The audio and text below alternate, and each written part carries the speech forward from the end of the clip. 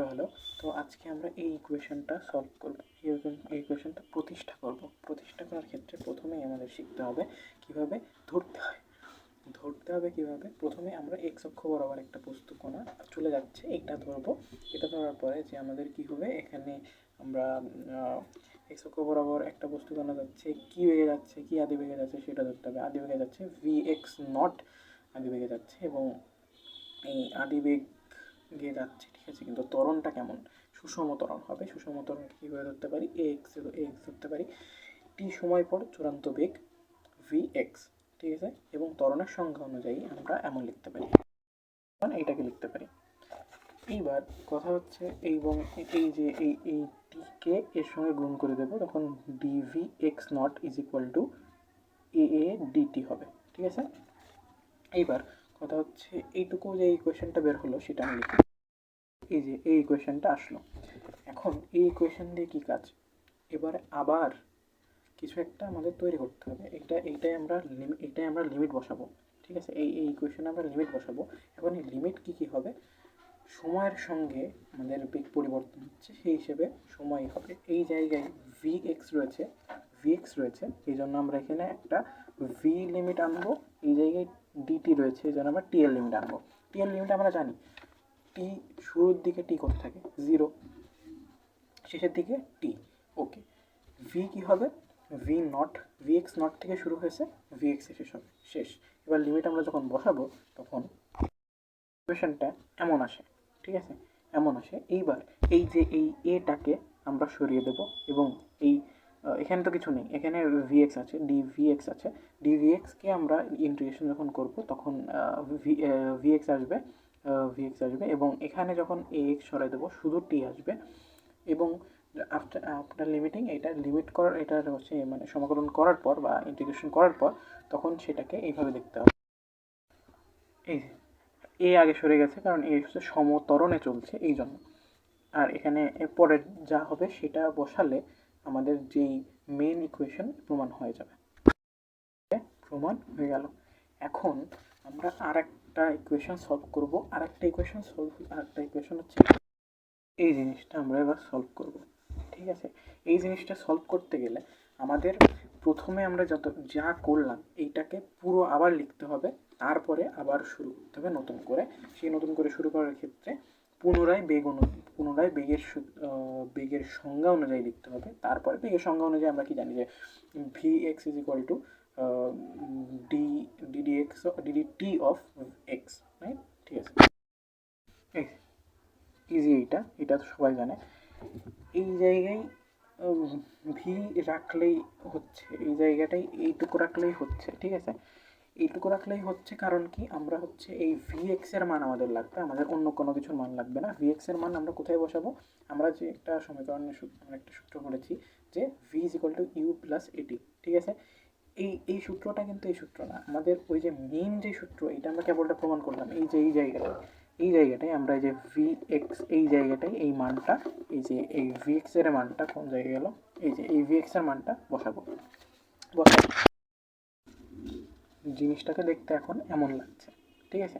এবার এই কোথায় গেল,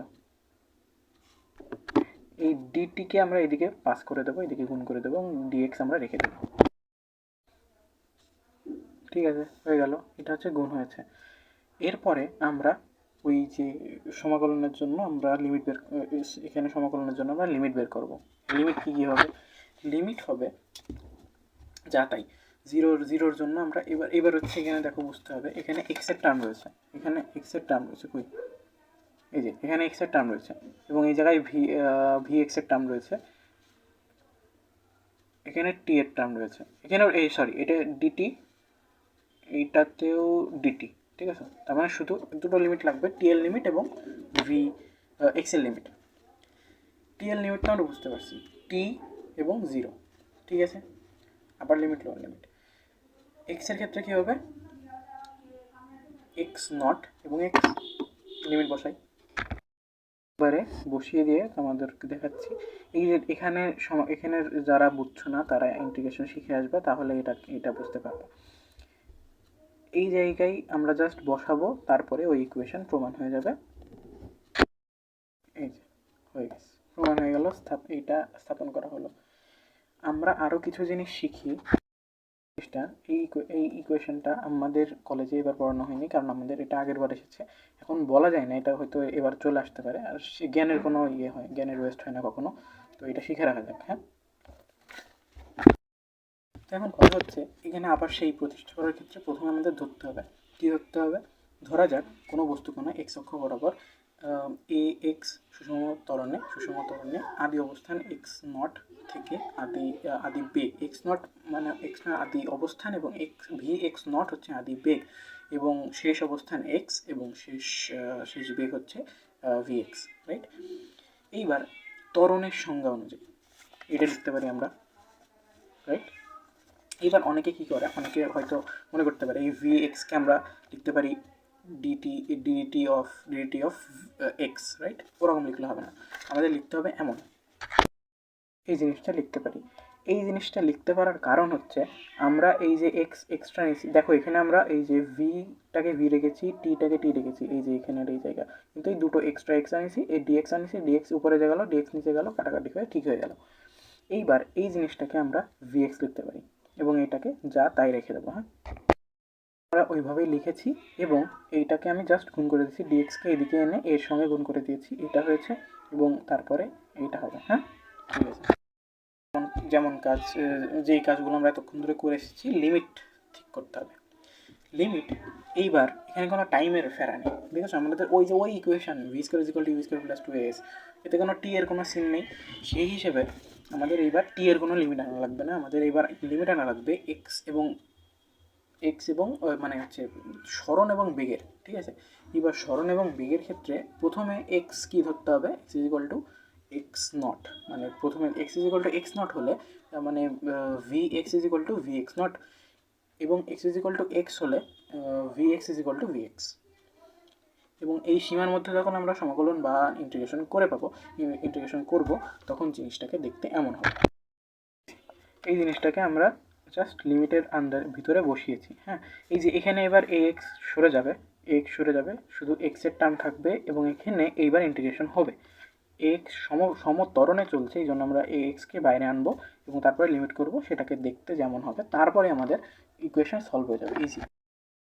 দেখো চলে এসেছে, কিন্তু এই যে এখান থেকে আমরা এই জায়গায় এনেছি, তারপরে জাস্ট আমরা ইন্টিগ্রেশন করেছি, এবং এটাকে এই ভি এক্স নট স্কোয়ারকে ওইদিকে নিয়ে যাওয়ার পরে এটা এমনভাবে দাঁড়াচ্ছে, এবং এইটাই কিন্তু সেই সমীকরণ।